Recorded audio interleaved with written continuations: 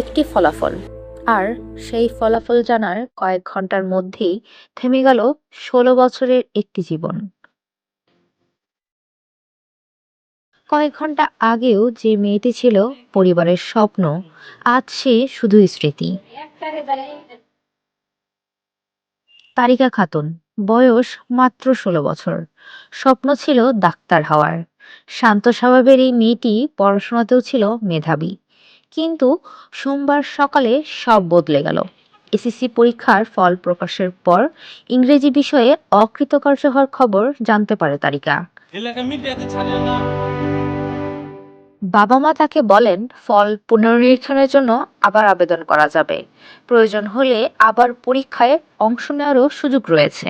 কিন্তু সেই সুযোগ আর নেওয়া হলো না তারিকার। পরিবারের সদস্যরা তাকে অচেতন অবস্থায় পায়। দ্রুত শিবগঞ্জ উপজেলার স্বাস্থ্য কমপ্লেক্সে নেওয়া হয়। পরে উন্নত চিকিৎসার জন্য চাঁপাইনবাবগঞ্জ জেলা হাসপাতালে নেওয়া হলে চিকিৎসক তাকে মৃত ঘোষণা করেন। 11টার দিকেই মনে হয় রেজাল্ট পেয়ে লেহে আবার ঘরে বসে কাঁদছে আমার মেয়ে।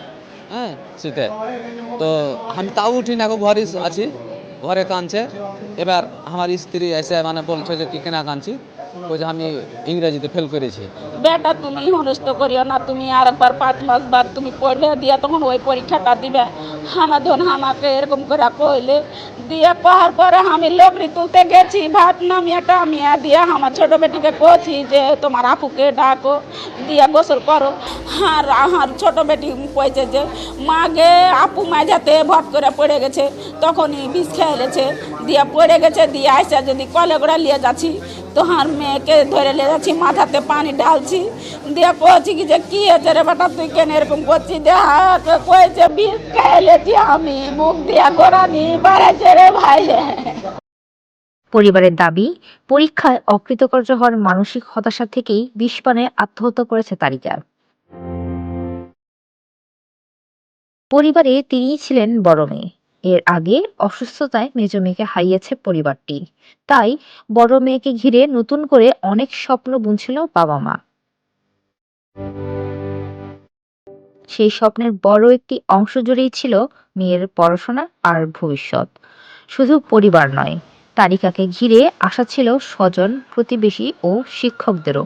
কিন্তু একটি ফল যেন মুহূর্তেই সে স্বপ্নকে থামিয়ে দিল। আমরা যতটুকু জানি অনেক ভালো মেয়ে ছিল, কিন্তু রেজাল্ট বাড়ার পর খারাপ রেজাল্ট এসেছে, ফেল এসেছে, সে থামতে না পেরে, নিজেকে কন্ট্রোল না করতে পারে, সে আত্মহত্যা করেছে। আর হয়তো ইচ্ছা মতো রেজাল্টটা হয়নি, এই জন্য সে আত্মহত্যার পথ বেছে নিয়েছে। আমার এলাকাবাসী সবাই দুঃখিত ভাই, বিশেষ করে এই ব্যাপারটা নিয়ে খুবই দুঃখিত। কারণ হলো যে একটা ছেলে কিভাবে বিষ্ঠায় মরিয়েছে আপনার পরীক্ষার জন্য। একটা পরীক্ষার ফলাফল জীবনের মূল্য নির্ধারণ করতে পারে না। ও অভিভাবক শিক্ষকদের সচেতন থাকতে হবে যে সে জেনে পরবর্তীতে ভালো কিছু করতে পারে, তার যেন মাথায় মানসিক চাপ না পড়ে, জেনে সে ভুল সিদ্ধান্ত না নিতে পারে। তবে এখানে সবচেয়ে বড় একটি প্রশ্ন, পরীক্ষায় অকৃতকার্য হওয়া কি সত্যি একটি জীবনের ব্যর্থতা? শিক্ষাবিদরা বলছেন কখনোই নয়। একটি পরীক্ষার ফলাফল একজন শিক্ষার্থীর পুরো সামর্থ্য কিংবা ভবিষ্যৎ নির্ধারণ করতে পারে না। ফলাফল খারাপ হতে পারে, স্বপ্নের পথ বদলাতে পারে, আবার নতুন করে শুরু করার সুযোগও থাকে। আমরা বাচ্চাটাকে সবসময় বিভিন্ন পরীক্ষার মধ্যে ফেলে দিচ্ছি। যেমন আগে একটা শিক্ষা ব্যবস্থার একটা নতুন কারিকুলাম আসলো, 1 বছরের শর্ট সিলেবাস। এই সিলেবাসের আগের কোনো কারিকুলাম ছিল না, নতুন পদ্ধতি।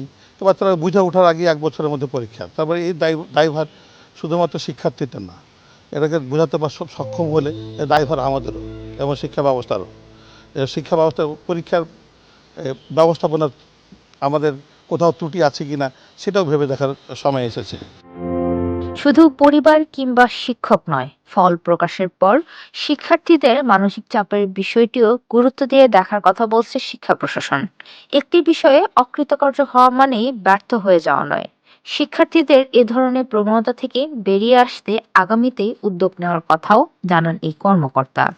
পরীক্ষার ফলটা চেয়ে বড় হচ্ছে একটা প্রাণের মূল্য অনেক বেশি। এটা শিশুরা তো বুঝে না, ওরা তো অবুঝ, এরা ব্যর্থতাটাকে মেনে নিতে পারে না। খেলায় যেমন হার জিত পরাজয়কে অনেকে মানতে পারে না, অনেক অঘটন ঘটে মাঠে বাইরে ঘটে, আমরা দেখেছি বিশ্বকাপ চলার সময় ঠিক একই অবস্থায় কেটে। এই জন্য আসলদেরকে সুন্দর দিক নির্দেশমূলক সঠিক পরামর্শ দেওয়া প্রয়োজন, এদের মোটিভেট করার জন্য প্রয়োজনীয় পদক্ষেপ নেওয়া দরকার। তালিকার ক্ষেত্রেও ছিল পুনর্নিরীক্ষণের সুযোগ, ছিল আবার পরীক্ষা দেওয়ার সুযোগ, কিন্তু হারিয়ে যাওয়া জীবন ফিরে পাওয়ার আর সুযোগ নেই।